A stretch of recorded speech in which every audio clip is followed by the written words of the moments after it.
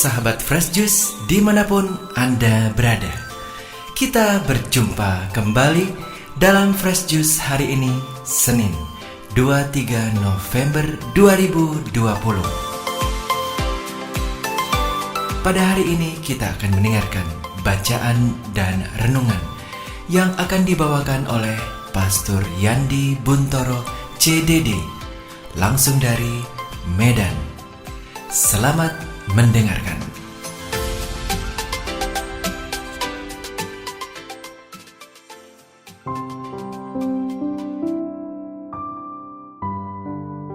Halo teman-teman, pendengar dan pewarta Daily Fresh Juice yang saya kasihi. Jumpa lagi dengan saya, Pastor Johannes Buntoro Gunawan CDD, di tempat tugas saya, di Paroki Kristus Raja di Kota Medan.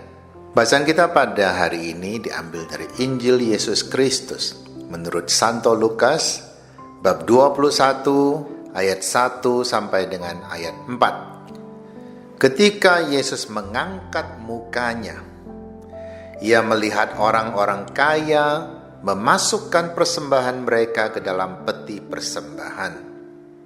Ia melihat juga seorang janda miskin memasukkan 2 peser ke dalam peti itu. Lalu Ia berkata, "Aku berkata kepadamu, sesungguhnya janda miskin ini memberi lebih banyak daripada semua orang itu. Sebab mereka semua memberi persembahannya dari kelimpahannya. Tetapi janda ini memberi dari kekurangannya.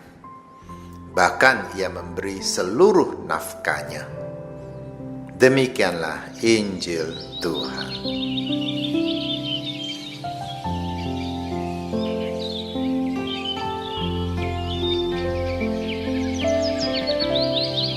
Dari bacaan tadi, kita bisa melihat seakan-akan Yesus membanding-bandingkan siapa memberi lebih banyak, uang besar atau uang kecil.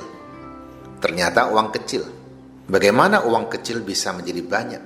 Sebab orang kaya memberikan dari kelebihan mereka. Jadi berikan angka yang cukup tinggi juga sebenarnya tidak sebanding dengan apa yang dia miliki. Sebaliknya, janda miskin itu, ia memberikan hanya 2 peser. Tapi itu dari seluruh nafkah hidupnya. Bahkan ia sendiri kekurangan. Artinya, hari itu bisa saja dia tidak makan karena tidak punya uang lagi. Dia tidak punya tabungan. Dia sendiri kurang. Dan Yesus memuji janda miskin ini. Apakah kita juga perlu berlaku seperti itu? Memberikan seluruh uang kita, termasuk tabungan kita, sampai kita kekurangan juga, baru dipuji Tuhan. Kita tidak perlu mencari pujian Tuhan seperti itu. Kalau pujian Tuhan bisa dicari dengan memberi kepada Tuhan, itu namanya transaksi. Kalau kita bisa mendapatkan bantuan Tuhan karena kita sudah memberi, saya pikir banyak orang kaya sudah memberikan dengan banyak. Ternyata tidak itu. Terutama orang Katolik. Orang Katolik tidak percaya memberi berapa lalu akan kembali berapa kali lipat. Tidak percaya. Lihat saja kolekta yang diberikan di gereja. Kadang-kadang saya merasa lucu, kadang-kadang juga merasa apa yang dibuat orang itu sia-sia. Tidak sedikit umat yang suka hitung-hitungan dengan gereja. Merasa sudah berjasa untuk gereja, lalu ketika kolekte, beri sedikit saja.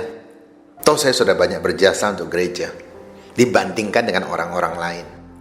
Kalau begitu engkau sedang bertransaksi dengan Tuhan.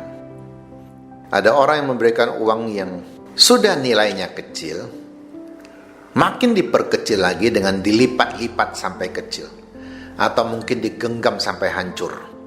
Tim kolektor sering menemukan itu. Sudah angkanya kecil, dilipat jadi burung lagi. Kalau burung yang besar tidak apa-apa, burungnya kecil sekali.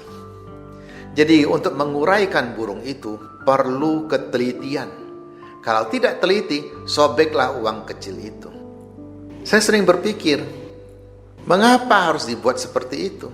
Apakah dia seniman origami? Kalau memang kau seniman origami, lipatlah pakai kertas, jangan pakai uang. Apakah dia minder dengan uang ini berikan hanya sedikit saja, maka dia genggam, dia remas-remas jadi kecil seperti itu? Pertanyaannya, apakah Tuhan memang melihat nilai yang kau berikan? Kan tidak. Tuhan melihat kesungguhan hati. Apakah engkau sungguh-sungguh memberi? Dan lebih baik lagi, engkau memberi sampai merasa kekurangan. Itu bagus. Dalam suatu perusahaan kita bisa melihat mana pekerja yang sikapnya baik, mana yang sikapnya buruk. Yang sikapnya buruk, yang bermental miskin, itu pasti mencari-cari kesempatan untuk bermalas-malasan. Mencari-cari kapan bisa cuti, kapan cuti bisa diperpanjang. Kan di Indonesia ini ada cuti bersama, libur kejepit, dan sebagainya. Banyak sekali liburnya. Tapi pegawai yang bersikap baik tidak akan seperti itu. Libur ya libur, tidak dicari-cari.